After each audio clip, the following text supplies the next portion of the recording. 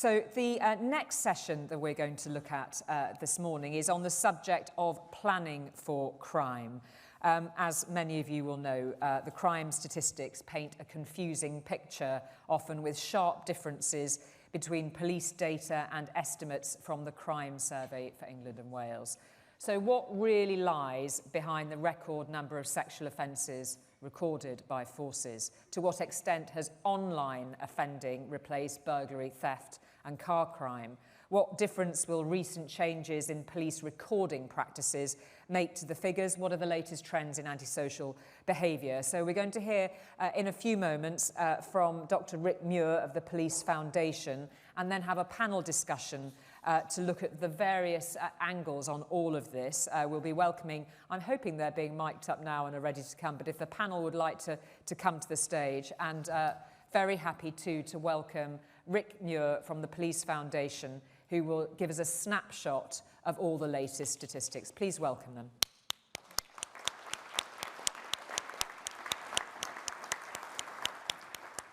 Thanks very much, Julie. Thank you for the invitation to speak to you this morning, or this afternoon, I should say. It's been a frenetic few days politically, but I'm going to try in the next 20 minutes to take a step back and look at some of the longer-term trends which are shaping the context in which policing has to operate, particularly focusing on crime. So I'm going to talk about three things specifically. One is what's happening to crime. The second is what's been happening to the criminal justice system. And the third is what's happened to the police workforce. And I'm going to draw out a number of insights from the data. So looking at crime then, this is the data from the Crime Survey for England and Wales. And I think Chris Philp, the Minister, is absolutely right. This is the best source we have for what's actually going on in terms of crime out there. And what you can see from this chart is that crime has fallen quite significantly since the mid-1990s. In particular, traditional crime, what I'm going to call traditional crime, and I'll explain that in a moment, has fallen by 75% since the mid-1990s.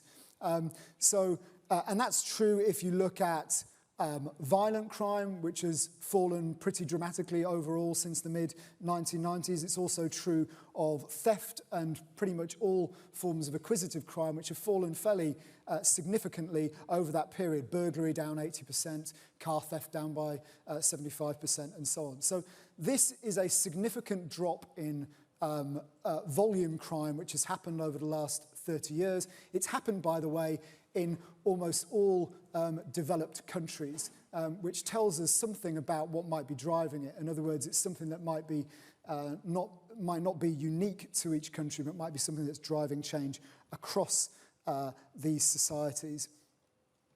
But if we go back to the first slide, we'll see that some of what's happened is actually a shift online. So once you include in the crime survey computer misuse and fraud offences, which weren't previously asked about, when they included those offences, you see this large orange blob here, which shows you that when you add in fraud and computer misuse offences, the drop in crime has not been as significant as it first looked. And in fact, what we've seen is a shift in crime into the online environment. Crime is still less than it was 30 years ago, but there's also been a significant shift online. And in the very latest figures, 50% of all crimes experienced by people in England and Wales over the age of 16 were just fraud and computer misuse offences. And that is a complete transformation of the nature of crime, which our policing system was not set up really to deal with.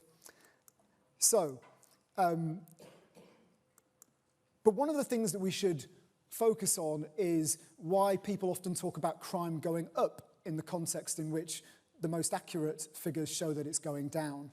And this is, of course, because recorded crime has been going up.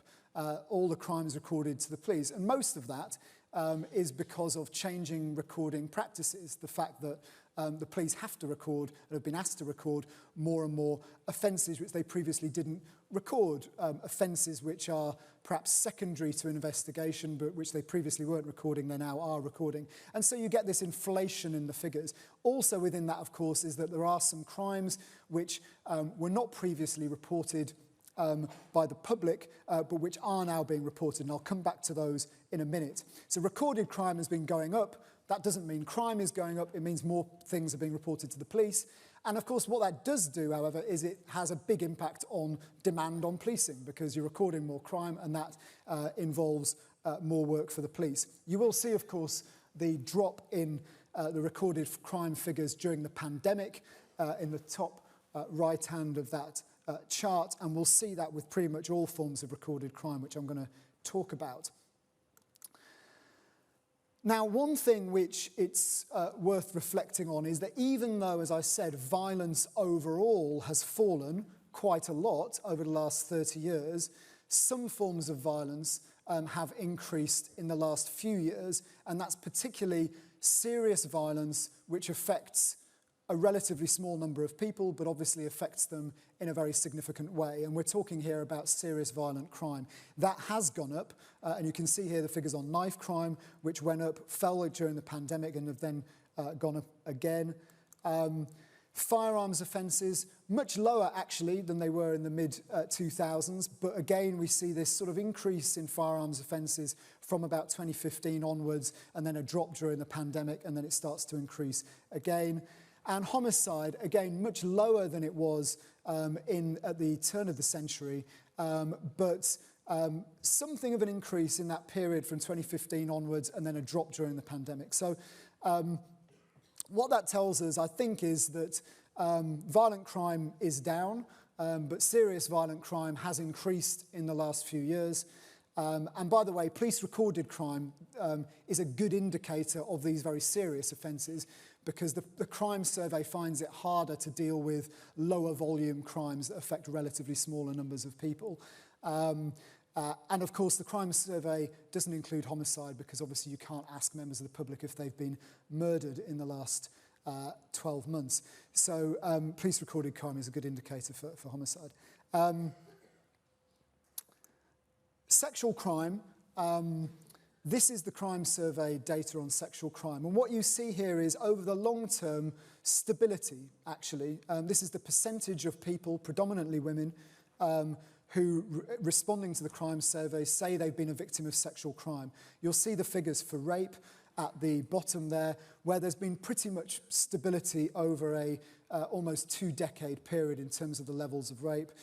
Sexual offences overall, a bit of a drop, then a bit of a rise, but we're still not back to where we were about 20 years ago. So the prevalence of sexual crime over a 20-year period has not increased. What has increased is the reporting of sexual crime, and of course that is a very positive thing.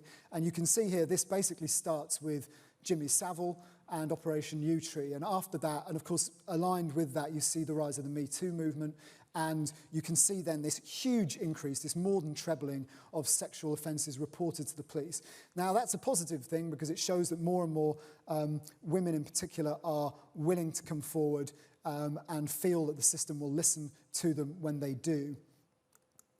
Domestic abuse, there's a sort of similar story really. This is the prevalence of domestic abuse. So this is people in the crime survey saying they have been abused by a partner or someone within their household in the last year. And you'll see something of a drop in the late 2000s, and then a sort of gradual kind of decrease, although not a very substantive one since then. But police recorded domestic abuse has gone up in the last decade in particular. And of course, this comes back to what I was describing before about victims being more confident about coming forward and reporting. So again, a disjuncture between what the crime survey tells us is actually happening out there in society and what the police are having reported to them, because of a cultural change, a positive cultural change, that women in particular are more willing to come forward and report these crimes. Now, I'm going to have a look at antisocial behaviour now, and this is an interesting one, because there's a lot of sort of talk about antisocial behaviour politically, but most of the data on it seems to show that it's been going down over a 20-year period. So you can see here, these are police-recorded ASB incidents, and they've been falling pretty consistently since 2007-8, with an uptick during the pandemic, when you had a lot of officers, I think, being called out for COVID suspected COVID breaches, but ended up dealing with them as ASB incidents. But post the pandemic, it's kind of gone back to where the trend previously. Now, you might say, is that just because the public think, well, they never respond to ASB, so, you know, we've stopped reporting it? But actually, if you look at opinion polls on this, and this is the crime survey, you can see that actually the levels of perceived, high levels of antisocial behaviour that the public perceives in their community have been going down over a 30-year period. The blue line at the bottom shows the percentage of people who say there is a high level of antisocial behaviour in their neighbourhood, and that has more than halved in the last decade. You can also see there the percentage of people saying that teenagers hanging around on the streets is a big problem in their area. That's fallen. Maybe not too surprising, given that teenagers probably have more interesting things to do these days than hanging around on the streets, such as looking at their phones. And perceived levels of vandalism or graffiti or damage to property have also declined quite significantly. So actually, some of these things that have affected the quality of our public realm the public are saying, appear to be less of a problem. The exception to that, I think, is the line at the top, which is around people dealing drugs or using drugs in public spaces, where it went up a bit, went down a bit, but it's pretty much back to where it was in the mid-1990s. So definitely something about drug use and drug dealing in the public sphere is something which the public think is a concern. Now, I'm going to turn to the criminal justice system. And we heard from the Minister about wanting to prioritise charge rates and clear-up rates. And, of course, this chart is what he's referring to when he's saying that, which is the blue bars here are the percentage of reported crimes that lead to a charge or summons. And you can see that that has basically collapsed since 2015. Now, lots of reasons for that. One of the reasons might be that because the police have been recording more crime, and recording more quote-unquote trivial crimes or secondary crimes, that inflates the overall amount of recorded crime. A lot of that is never going to be pursued or investigated, and so your charge rate drops because you've increased the amount of crimes being recorded. It will be interesting to see when the government's new rules on crime recording come in that you would expect recorded crime to drop, and you would also expect the charge rate to go up. And so I would expect to see that as the figures come through. A bit of a drop in the use. You'll see out-of-court disposals, the orange bar, and informal out-of-court disposals, the grey bar, sort of go up and down a bit, but are used less than they were in 2015. So some significant changes there. The Minister was asked about the court backlog, and you can see the backlog here. This is cases outstanding at the magistrates' courts, and you can see, if you look towards the sort of the latter part of this chart, a huge increase in outstanding cases during the pandemic, which in the magistrates' court has gone down, but has not gone down to where it was before the pandemic. And then a very big problem in the Crown courts, where you see the number of outstanding cases had been falling up to 2018, then it went up a bit, and then it shot up during the pandemic, and it's kind of gone up a bit more since then. So a significant problem about justice being delayed in the system. Police workforce, we can see here, now here is the big political debate, and the Minister referred to it. The Minister said, rightly, that there is a historic, the number of police officers employed currently in England and Wales is higher than it's ever been, and he's absolutely right. And that is the orange chart here, which shows that the number of police officers is higher than it was in 2010 when this Conservative government came to power. The police workforce, which fell, obviously, that is the blue line at the top. The police workforce increased, you can see, as did police officer numbers during the Labour government, then it fell during austerity, and then it has risen again with the 20,000 commitment made by the current Conservative government. But even though police officer numbers are at a historic high, the police workforce overall is still less than it was in 2010. And of course, that's because the 20,000 referred to warranted officers, not to police staff, and police staff numbers are still somewhat below what they were in 2010. So more cops, but somewhat less capacity in staff numbers not much, but a bit, than there was in 2010. Diversity, I thought it was important to reflect on what's happened to police workforce diversity, because I know this is something that will be discussed during the course of the conference. And you can see here a gradual increase in the percentage of officers from BME groups, just over 7% now. Although when you break that down, a lot of that is due to an increase in Asian British officers and officers of mixed ethnicity. Very little progress on the percentage of black officers, which is the bottom line.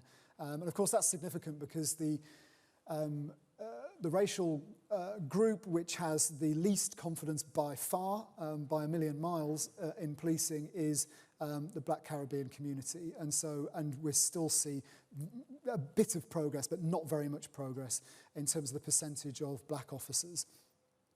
And if we go at this pace, we've done some work on this, if we go at the pace we're currently going at, it will, in the large urban forces, it will take something like 70 years to get to a representative police workforce, which is clearly far too long. Percentage of female officers has been going up by about a percentage point a year, every year. It's still around just below a third of all police officers are female. Obviously, if you add in police staff, it's something like more like 45% of police staff are female. Actually, internationally, we don't do too badly on percentage of women officers. England and Wales is the blue chart, tucked between Northern Ireland and Scotland, which basically have about the same levels. The only countries, developed countries around the world that do better than the UK on percentage of women officers are Sweden, Netherlands, and the Baltic states, where Lithuania, for example, is getting up to almost 40% of its officers being female. And actually, some big European countries do really badly. Portugal there on about 7%, Italy on about 7%, the United States on about 11%. So if you compare the UK to some of those countries, we do considerably better on percentage of women in the police workforce. Now, some final stats to just feed into the discussion. 91% of officers are currently working in frontline roles, or what are called frontline roles. There are getting on for 22,000 detectives, about 15% of police officers. But I have to say that is several thousand short of what police forces say they need. The last time we looked at this, it was about 8,000 short of the requirement. So a significant shortage in those working full-time on investigating crime, which, given the aspirations the Minister set out in terms of prosecutions and so on, is a considerable problem. 40% of officer time up to 40% of officer time, I should say, dealing with mental health incidents. Varies a lot. The data on that is not great, but it's clearly a very significant amount of officer time dealing with those incidents. And as was discussed in the earlier sessions, 36% of officers currently with less than 5 years service. So a much younger and more inexperienced workforce. So, the fact that it's a larger workforce in terms of officers is good, but it is also a younger and less experienced workforce. And of course, when you look at the percentage of inexperienced officers deployed in areas like response, that percentage would no doubt be much greater than that. And that, I would say, is a significant risk for policing as we look ahead, given all the issues about public confidence and so on. If you have officers there who are less experienced, I think common sense would tell you that is a risk that policing needs to deal with. So, just to sum up, in many ways we're a safer society than we used to be. Less violent overall, less traditional acquisitive crime, looks like less antisocial behaviour, but a reasonably significant increase in serious violence in the last few years and a big shift in crime into the online environment. Second sort of conclusion, although sexual crime and domestic abuse have been broadly stable over 20 years, there's been a massive shift in reporting which has hugely transformed the nature of police work and of the work of the criminal justice system. Third conclusion, the criminal justice system is in crisis. There's been this collapse in charge rates. There's been this huge increase in the court backlog. And finally, a police workforce which is, in terms of officers, higher than it has ever been, in terms of the whole workforce getting back to its highest level. So strength in numbers, but some significant issues around experience and some significant skills gaps, such as in investigations, which need to be addressed. Thank you very much.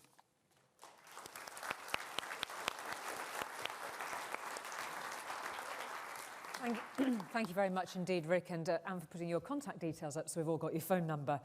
Very useful. That was really very interesting and took us through a lot of subject areas. We've got a lot of turf to cover there. So how should forces respond to the changing mix of offending so that they have the resources and skills in the right areas? What should PCCs and chiefs do to ensure their uplift officers are focused on crime prevention and detection? What do we do about retaining those with experience, and how can forces build capability and experience at a time when other careers and opportunities might seem more appealing, knowing how tough a role many people find themselves in? So really delighted now to introduce our panel, who will give each will give us a sort of few minutes take on where they see the state of affairs at the moment.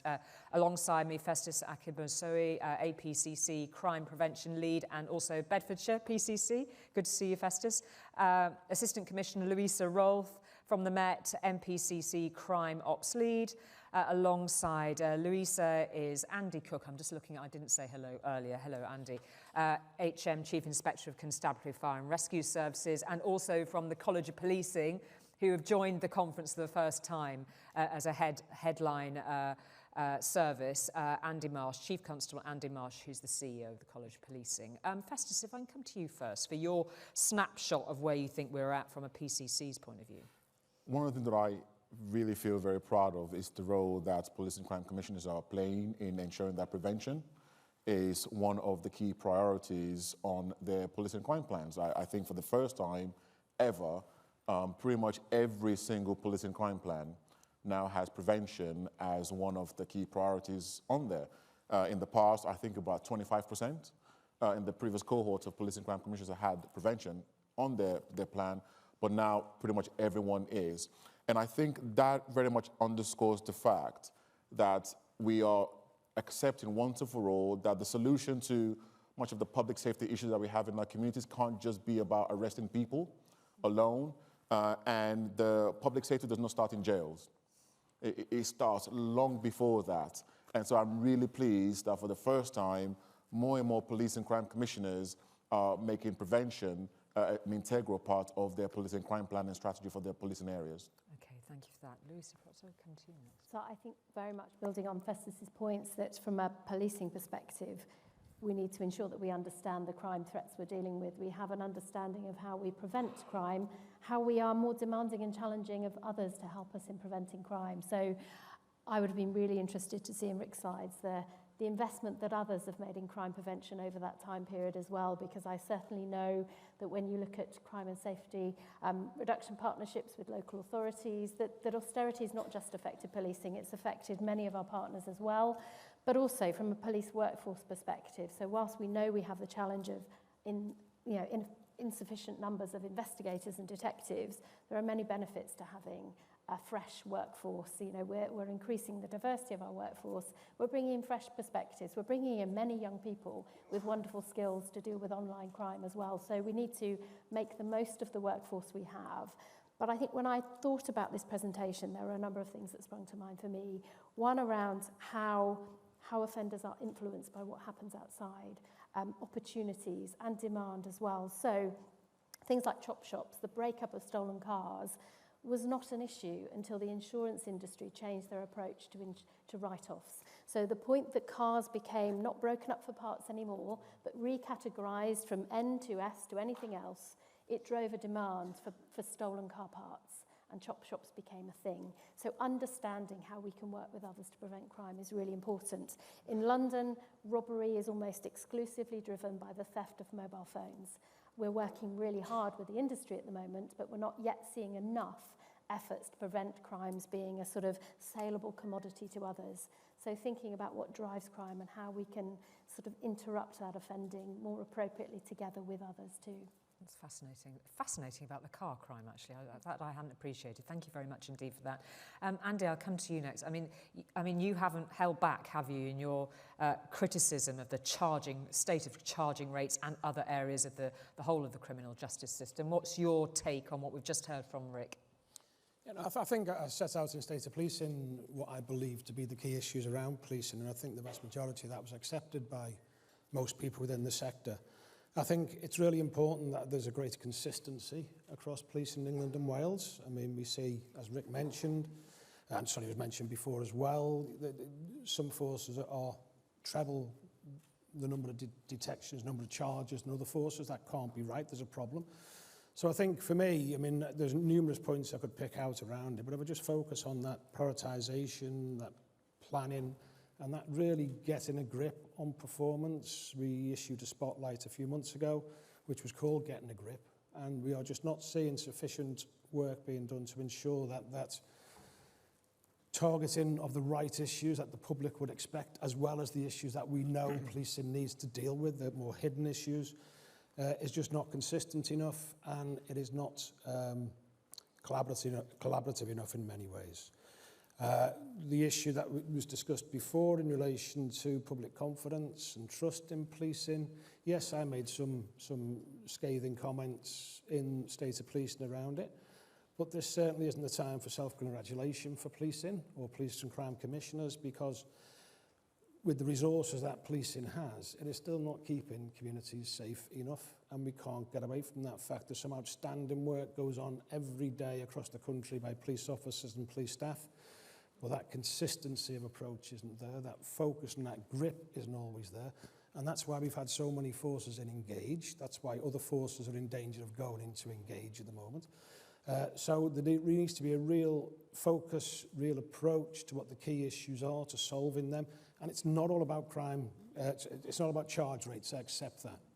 It is equally important to make sure that victims are given the opportunity to have the crimes dealt with in the way that they would like them to be dealt with, and out-of-court disposals are a massive part of that. But they've dropped by 50% as well over the last few years.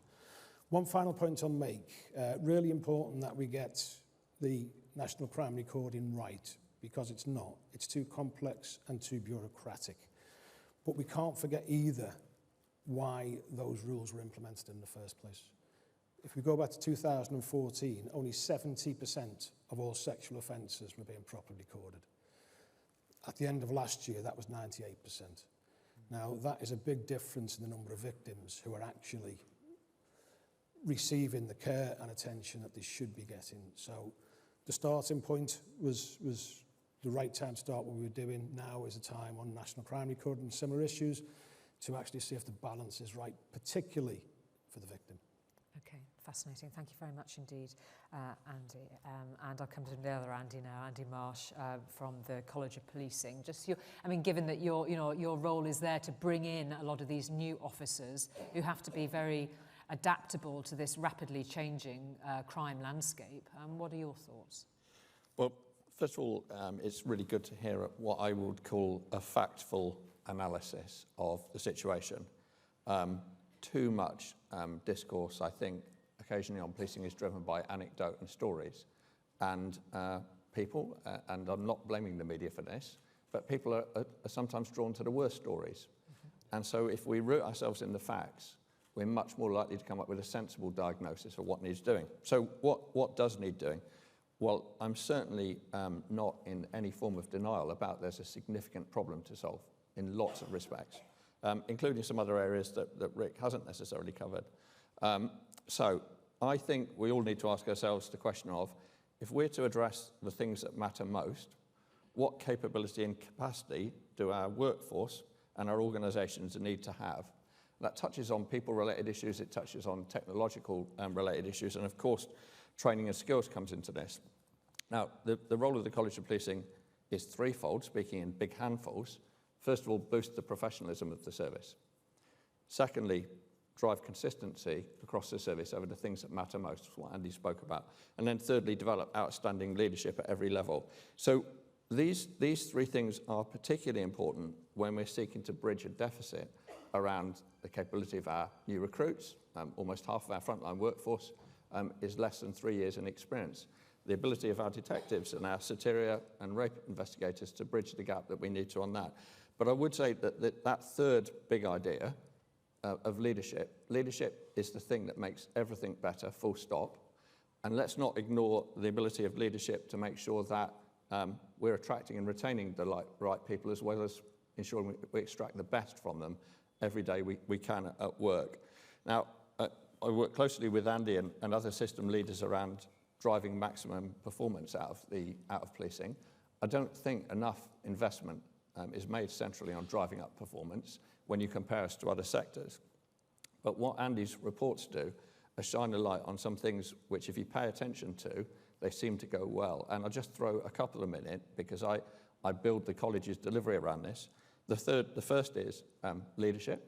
Forces invest in leadership seem to do well. And the second is ability to solve problems strategically and tactically. Tactically, I mean operationally. Strategically, I mean, for example, managing things like demand. So finally, the thing that the College of Policing needs to do to step up to this challenge, because we must deliver. I would argue that a college is needed now more than ever before. We've got to be relevant to the things that matter most, these problems.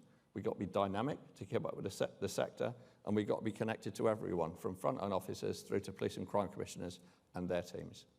Okay, thank you very much. I think there's quite a big list to get through there, and it was really interesting to see how Rick was anchoring so much of it in those very clear statistics. A lot of questions coming in on Slido. Get ready to put your hand up if you have a question from the floor as well. But I just wanted to pick up from something, I think it's sort of pertinent to something everybody has said here from the figures that Rick shared with us, is this gap between the reality and perception. I was quite struck by the figures on antisocial behaviour. I mean, from a sort of political point of view, that's quite a difficult gap to bridge, isn't it? When you're accountable to your communities who may have this perception about, what's happening on their streets and what they feel needs to be done to respond to it, and when the figures are quite separate. I mean, how do you deal with that? With difficulty. And I'm not the only one, and I think even police chiefs have the same. But for police and crime commissioners, such as myself, it is a difficult one to have that kind of dialogue sometimes with residents. And the reality is this: people's reality is their reality. And sometimes perception impacts on reality more than the facts impacts on reality. Yesterday, I was at a full council meeting in Bedfordshire, where I had a councillor said to me that crime has gone through the roof, the world is in crisis, and everything is terrible, and we've got less police now than we've ever had before, and woe is me, and we're all going to hell in a handcart. I then presented those facts that you've just shared to him. I also shared the facts that we now have more police officers in Bedfordshire Police's history than we've ever had before, even before 2010, before the austerity kicked in. No word of a lie, this councillor, point blank in front of everyone, pretty much told me that I was on a different planet.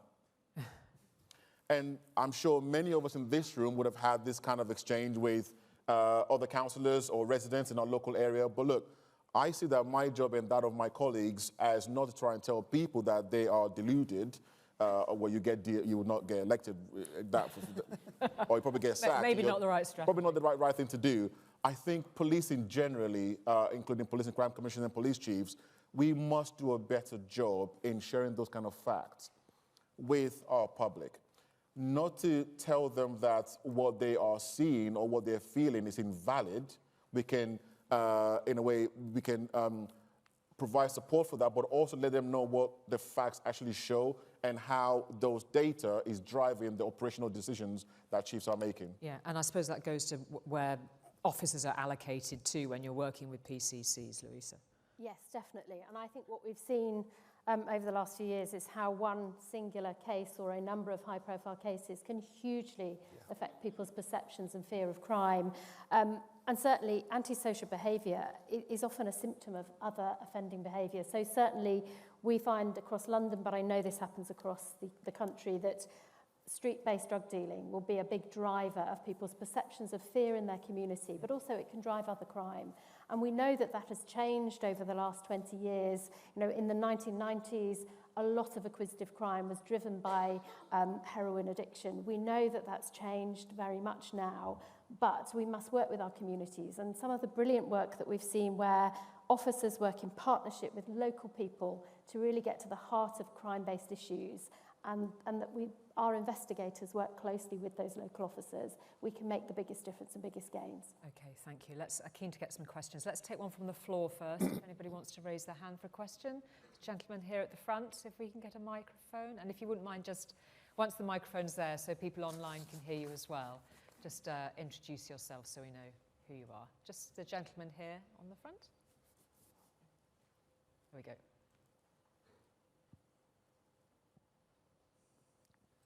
Hello, can you hear me? Jeremy Yes. Vaughan, Chief Constable of South Wales Police. It's really brilliant presentation, because when you see good data and facts, it's just so compelling and draws out so much. Rick, I'm interested to know to what extent you're able to identify in any data the effect of complexity on the things that we deal with. So one stat, for example, might be the time people spend on the phone handling a call now. For us is probably about 80% more than it was 10 years ago, because we've had lots of events, inspections, oversight, scrutiny arrangements which get people to ask more questions, spend more time identifying things that they didn't think about before, A. B, 20 years ago, there are some offences that didn't exist.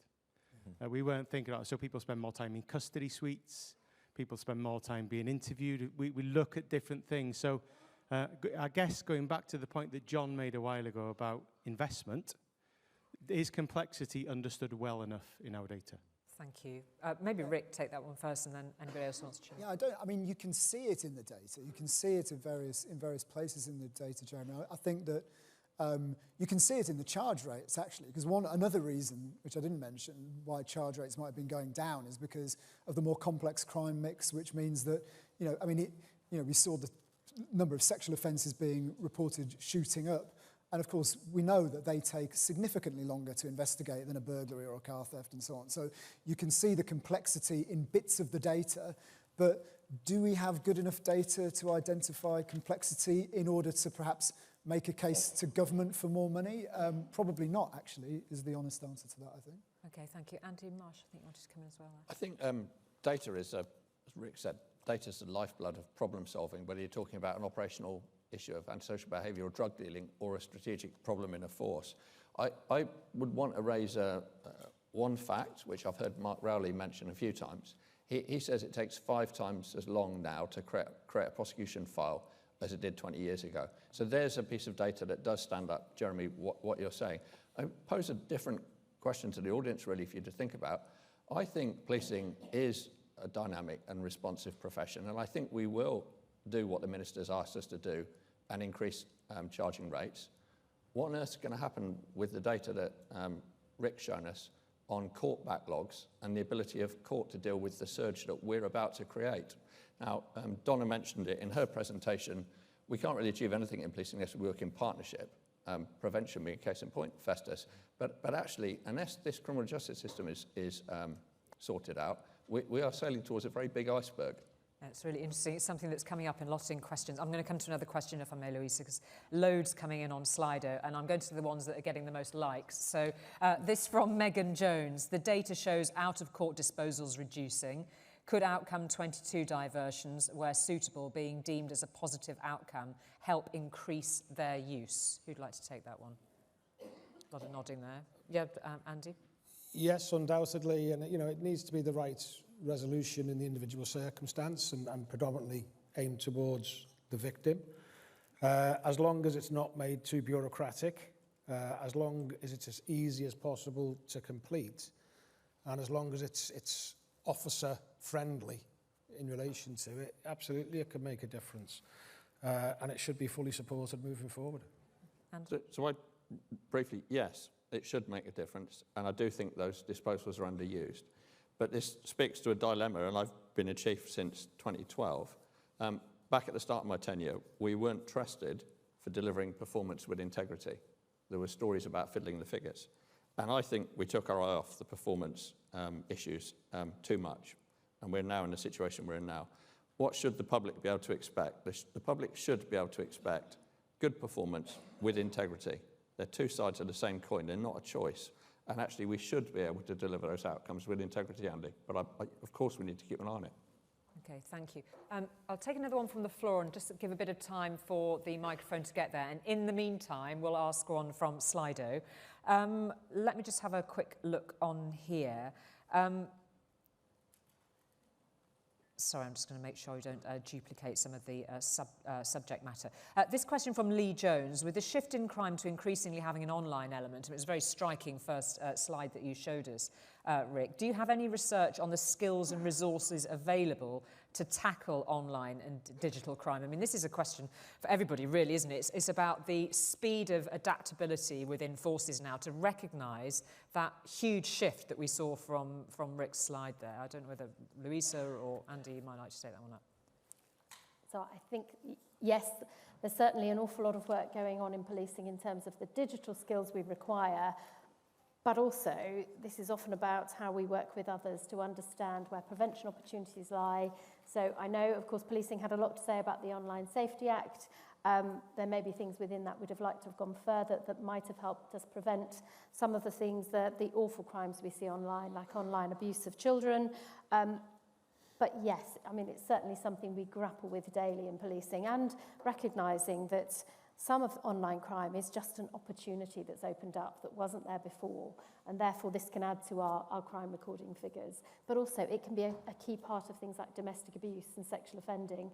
You know, manipulative abusers will find opportunities to use technology. There's brilliant work that goes on in partnership with charities. So charities like Refuge, who have a whole team who look at tech-enabled abuse and work with policing to reduce that. So it's often about how we work with others and use their skills. Yeah, it's amazing how multi-layered so much of this work really is. Just briefly, Festus. I was just going to say, I mean, I think it's really impressive to see how some police forces are coming up with very innovative use of technology to actually speed up the whole process. I mean, so for example, we have these cyber triage vans that we now have in Bedfordshire that has actually helped us to reduce the backlog of some of the devices that we have that will be investigating by about 80%, to the situation now where a victim of rape who has had their mobile phone taken as part of the investigation can actually have the phone back within about 3 or 4 hours, whereas in the past, it was taking about 6 months. So we have more and more of this kind of technologies happening across all of policing in the country, and that's a really welcome thing as well. Okay, thank you both very much for that. Next question, there's a lady there that's got the microphone. If you'd like to introduce yourself. Oh, hello, I'm Sophie Linden, I'm Deputy Mayor for Policing and Crime in London.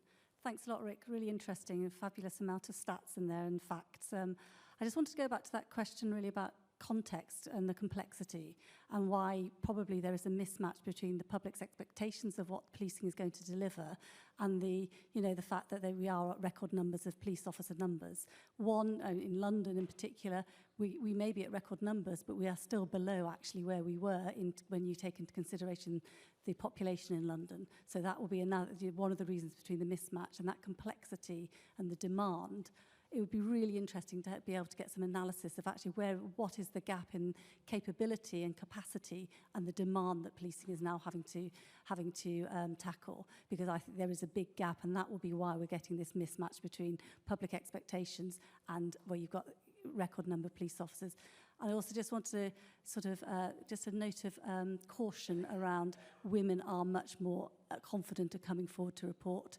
I think, Andy, you said we did some research in MOPAC around that. Is it about increased confidence of women, or is it about what else is going on? And our research showed actually it was much more to do with police recording practices and getting a much better recording of the offences, rather than being able to rely on women being much more confident. There's a huge amount of work for the police to do in increasing that confidence of women. Thank you. Who'd like to take that one on? Well, I mean, on the complexity point, I think, yeah, absolutely, and you can see that in the workforce data. So you can see it when you look at skills gaps in the police workforce. So we've got this extra 20,000 lots more entry-level constables. But if you look at digital skills, if you look at investigatory skills, if you look at areas of growing demand, online child sexual abuse, digital forensics, areas like that. There are massive bottlenecks and massive shortages of skilled staff in those specialist areas. So there is, I think, a mismatch between the sort of workforce strategy, which is, you know, more cops, but obviously younger, less experienced cops, and some of the real pinch points, which require some real specialist skills to deal with the complexity. Thank you, Rick. Andy Cooke. Just on the second point that Sophie raised, I fully agree with Sophie in relation to that. Any changes we make to the National Crime Recording Standards have got to be totally victim-centred. It can't just be about reducing the bureaucracy and forgetting about why we're there in the first place, which is getting justice for victims and keeping victims safe. And I'm sure Chris Rowley, who's leading this work, won't do that, but certainly from an inspector perspective, we'll be having a very close eye in relation to making sure that's right. Thank you. Andy, Marsh. So it's a point on the skills gap. So we have just refreshed the curriculum for the new entry routes, including the new police constable entry programme that I think is probably going to be trailblazed in Hampshire, Nottingham and the West Mids, is my understanding. And actually we have put a significant amount more material into it around digital investigation skills. But just one more point. We have got some great products on digital investigation. And there is I think a frustrating, and it's a point that Andy says, a frustrating inconsistency on the means to which they're delivered. So, for example, Modify, modules 1 to 11, an online digital investigation skills pack, it's pretty much been rolled out to every single person in Merseyside Police, and yet some of the forces have barely opened it. We are taking an increasingly forward-leading role on professionalising the areas that chiefs and PCCs tell us, and the data tells us we need professionalising. So we made a commitment with Soteria to the Home Secretary to deliver 2,000 rape-trained investigators by April next year, and I believe that will be exceeded. But we're also embarking with the support of National Police Chiefs Council, and we need to make sure we cost it all so that we understand what we're getting ourselves into, a professionalising vulnerability programme around skills as well. So the service is moving, and there's much more to be done. Okay, thank you. Very briefly, I know you're... I mean, given the size of his brain, it would be unwise for anyone to argue or disagree with Rick. But I would just, and I'm going to just try that now, but I think I just differ slightly in the risk that you see with having so many new recruits. I think actually there's a golden opportunity here for policing, and actually see this as a real chance to embed some of these new skills that you're talking about here with the help of the College of Policing. So it's not an entire disagreement, but just a slight... Little tilt on the tilt. I think there's a real opportunity here. Okay, thank you. Just going to go to a question on Slido. If somebody else wants to stick their hand up and we get a mic to them, the lady at the front here, then I'll come to you after I've done a couple of questions here. This is a very popular question. Those with confidence to join policing from black communities are often older. Is it time that our pay scales should be more flexible to recruit older people? Louisa, can I come to you on that? It's a really interesting question, isn't it? And I think, am I right in saying that in the uplift number of police officers, that there wasn't a metric within that to see how many were being recruited from ethnic minority groups? Is that correct? So I believe there was, but I don't have the answer in terms of numbers, but I know stand corrected on that. Thank you. A huge. We saw it as a huge opportunity to take a leap forward in terms of diversity of our workforce and representation for communities. I mean, there's an awful lot to say about our pay scales and whether they are flexible enough to enable us to attract the people that we want to attract into policing and also then to reward them appropriately. It's not a question I've considered in terms of age, but certainly I know in our workforce in London that actually we have a huge range of recruits and ages, and of course the degree entry programme has been attractive for those leaving education, but we've also found a number of people, people come in with a range of life experience and skills and thrive.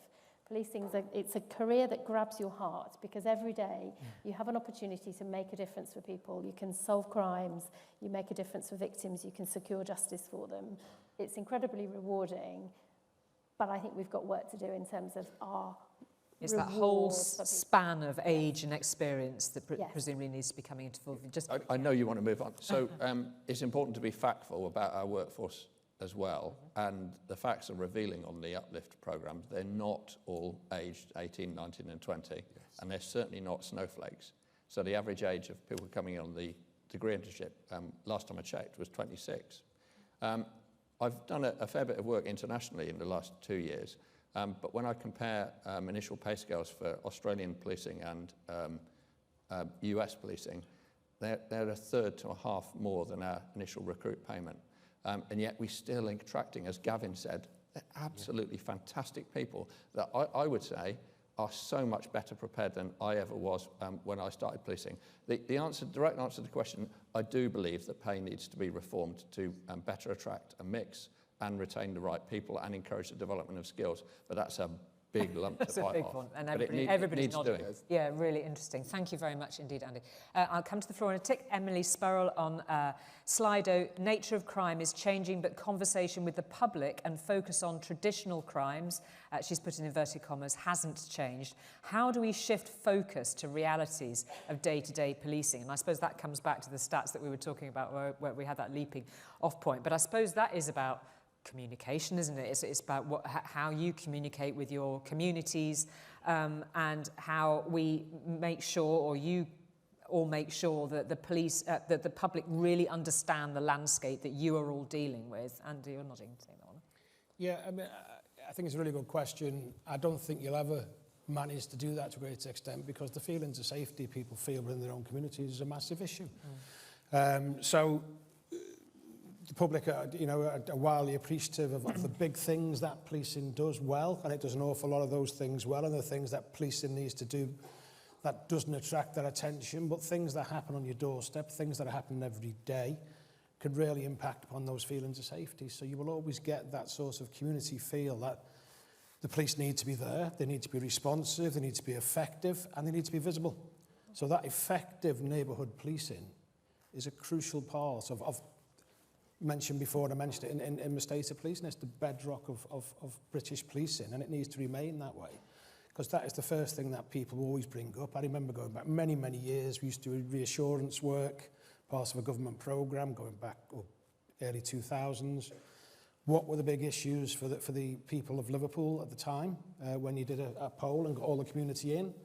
Dog dirt, fly tipping, because that's what they saw. And the vandalism, the antisocial behaviour, and then just behind that was the burglary, robbery, etc., etc. No mention of the more serious things that policing deals with. Okay. So we'll never get away from those feelings of safety that people want to feel, either in the street or their own home, which is why it's so important, in my view, that policing continues to focus on them. Okay, thank you very much. The lady who's got a question, just introduce yourself, please. Kelly from Gwent Police, and also the NPC Chair for Workforce Coordination Committee. And I suppose it's a political challenge, but also wanting to really look to the future. We've got over 100 people online from the Executive Leadership Programme dialing in today, and they are the future leaders of policing. And, for me, it's about making sure that we are thinking broadly enough and to the future enough about some of the workforce challenges. And time again, we hear about police officer numbers, quite rightly so, and, of course, when looking at some of the data that you provided, Rick, what we see is the skills gaps are actually in police staff roles. And therefore, as we're preparing for, of course, general elections, PCC elections and the like, I suppose the question is, how are we collectively, yourselves as very much lead partners here and political leaders, really planning for the future? Because making sure that we have to stick to the uplift numbers, yet with lesser money to use, means that police staff numbers and police staff skills are actually being eroded in policing. And I see this as a real risk for policing for the very near future. And your thoughts on that, please. Festus, do you want to take that up? When the incredible amount of pay award was announced a couple of months ago, I remember speaking with the two Andys, actually, at the Bravery Awards. I think we were all surprised that the government went for the full recommendation from the pay review body.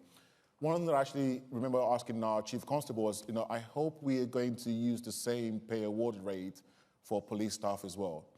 And, you know, just to show that PCCs and chiefs can get along very well, there was no question that in our force it was going to be exactly the same.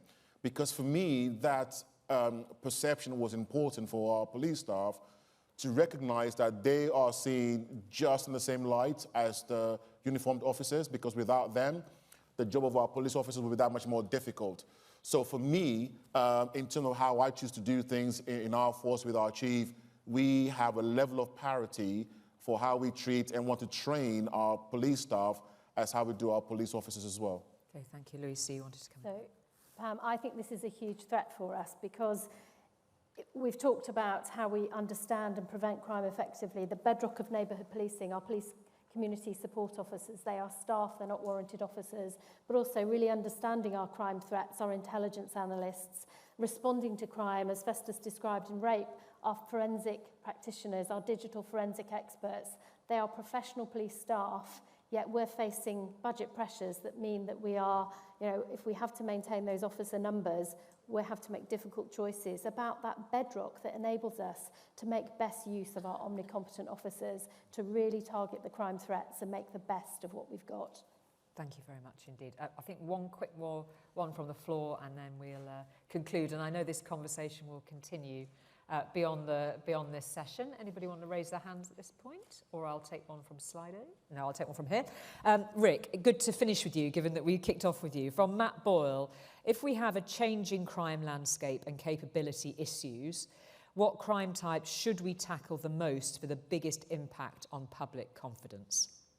Wow, that's a difficult million-dollar question. That's a difficult question. Well, I mean, I think in terms of what crime types you tackle, I mean, clearly there are,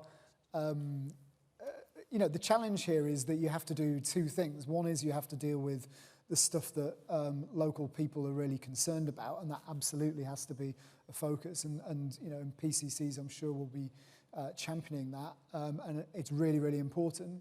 At the same time, you can't forget about other crimes which don't have as much kind of sort of political traction. I mean, fraud is the biggest crime affecting people in England and Wales, but nobody prioritises fraud, apart from City of London Police, who lead on it, obviously. But the response to 5 million frauds a year, and only 1% of the police workforce specialises in economic crime. So there's something of a mismatch between the problem that we've got and our response to it. Now, if you go out and ask the public, fraud, I don't know, maybe it's changing. Maybe people are saying we should deal more with fraud now. I think there is a bit of a shift.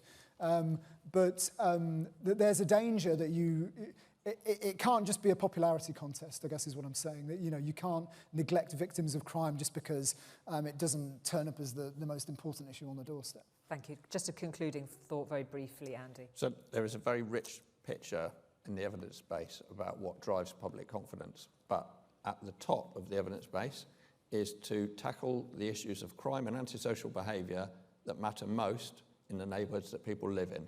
That's the most important thing that we should do. Thank you very much, and thank you to all of our panel. A round of applause for them, please, for all of their comments and insights. You can just stay there for a second.